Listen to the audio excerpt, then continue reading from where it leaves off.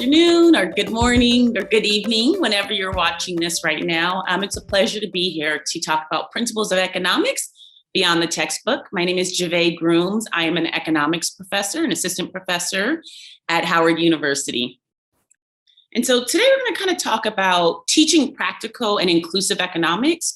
And something I think is really important is incorporating real world examples and applications so that every student could possibly see themselves in one or many of the examples you provide, and could see how their life will fit within this broader field of economics. So first, a little bit about me. I like to do this period, but for my class, I like to do this for my students, but also when I give a presentation.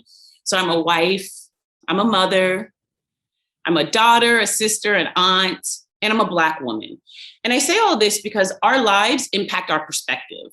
Who we are and what we have experienced help create our unique voice, perspective, and gives us a unique advantage. So I encourage my students to embrace it, but I also encourage us to embrace it as we educate our students or as we help our students learn more about principles of economics. So some things or some techniques I find useful in trying to get students interested in economics is finding a way to connect economics to their everyday lives. And so I try to also incorporate that in sharing who I am and my perspectives and my research. I try to remember that every example will not resonate with each student, and that's okay. The goal is to incorporate enough examples and perspectives in any given semester in hopes that at least one of these examples or one of these research topics or podcasts I incorporate resonates with a student so that they can better grasp the concepts of principles of economics. I find real life examples, current events, allow students to see how their lived experiences or interests might also fit within the realm of economics. So going beyond the textbook and using different ways to connect with students is really interested in also giving them a perspective of economics beyond our typical supply and demand curves or elasticity. So exactly how do I teach beyond the textbook? So I like to start off with my students with talking about what motivated my interest in economics. I find that explaining how I got interested in economics could be really useful. I started off, to give you guys a little perspective, I started off undergrad as a pre-law student. I wanted to, in short, change the world. I wanted to help make laws more just for people that look like me and also people that didn't look like me. And so I was really interested in how getting a law degree could help me have an impact, right? When you think about the civil rights era and you think about change that happened, a lot of change happened in the legal process or in the legal system.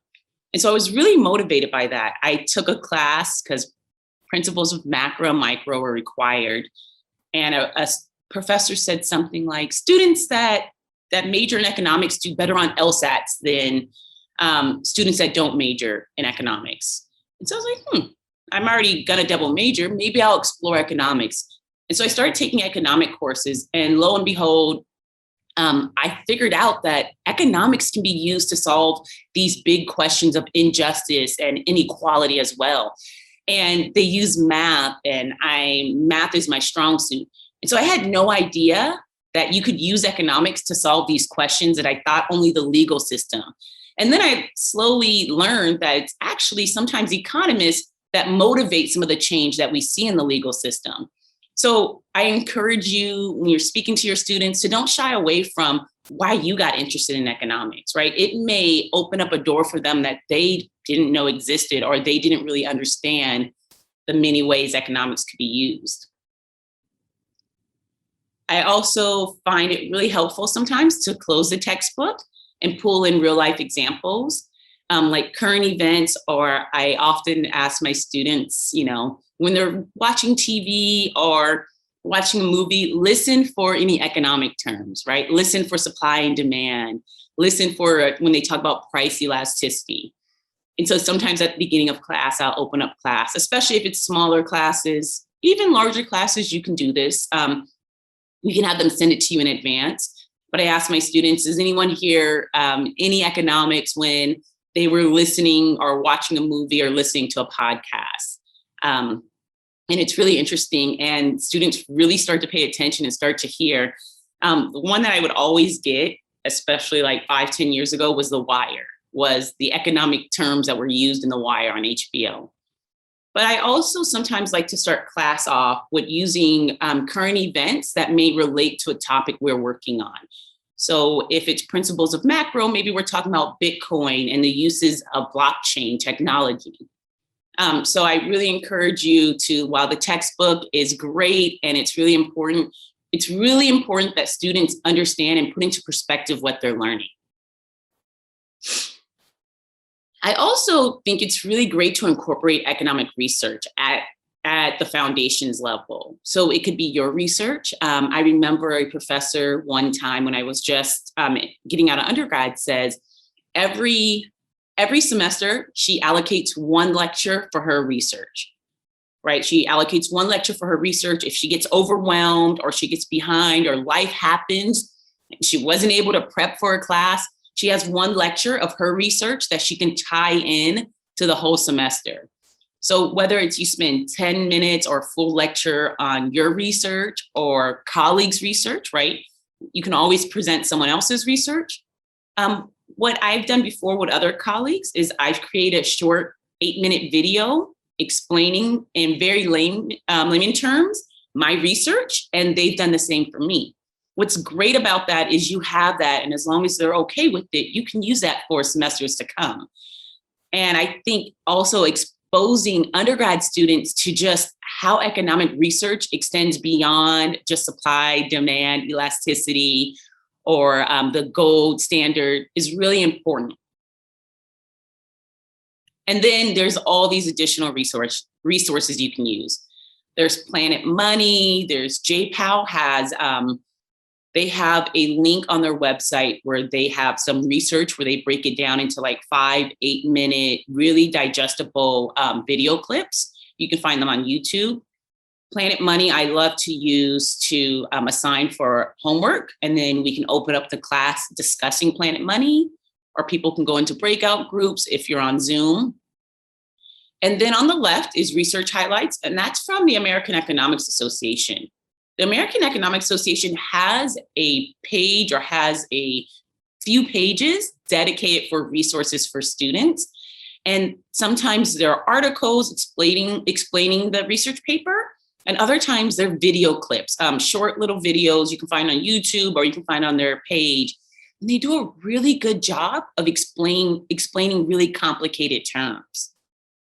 And so I really encourage you to use additional resources whenever you find it useful to really reinforce these topics that you are discussing in Principles of Economics. Also, something we must do, especially at an early foundational level, is to be inclusive.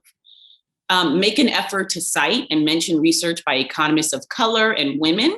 Right? Diversity is important, not just for underrepresented minorities. Seeing people that look like you take up space and do research in an area is really important.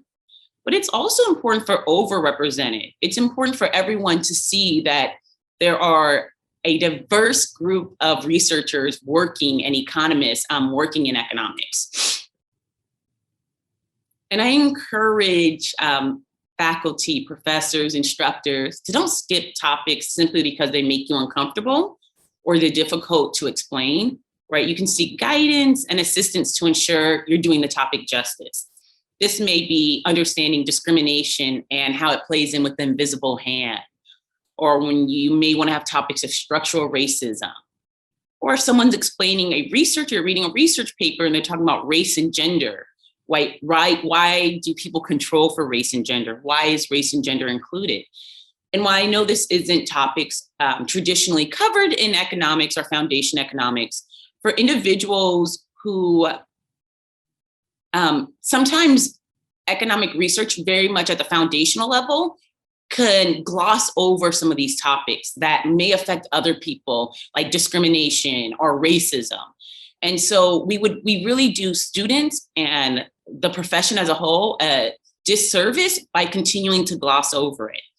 So if you simply feel uncomfortable or don't have the skill set, just remember now in this age of Zoom, there are so many different workshops or videos on these topics that you can really use to kind of make sure that you're doing this topic justice. I think I had another one. And also, I also say this doesn't necessarily mean to tap into whether it's Black, Hispanic, Latinx, Indigenous people in your department to help with these issues. Remember, a lot of times in departments, whether they have business or economics, minorities are overserviced. They sit on a lot more committees. They're also mentoring more students. So if you need help or you need to tap into these individuals, I also encourage you to be mindful of their time and think of ways it's beneficial for all parties involved. Maybe they do a guest lecture, you do a guest lecture, something of that sort. Okay, so I'm speeding right along. A caveat, I love economics, right? I heart economics. While we might be passionate about economics, I also understand it's not for everyone. Every student that comes and takes a Principles of Economics course with me is not going to major in economics. And I'm okay with that. But what I really strive for is I hope that students walk away with a decent grasp of what economics is and why it's important. And right, that's how to distribute resources, right? Understanding opportunity costs. But it's also beyond the textbook. It's understanding how economics is weaved into pretty much every segment of our markets, of our lives, of our choices, right? When we think about opportunity costs and the choices we make in life, whether it's to go to grad school or to take a job or, those different choices we make as individuals. My goal and my hope is to make sure my students walk away with a good grasp of how important economics is into our everyday life. This is a slide I like to use, so I just kind of wanted to put it in there. So I like to start off most of my lectures or most of my semesters, my courses, what people think economics is, right? Stock markets, money exchange.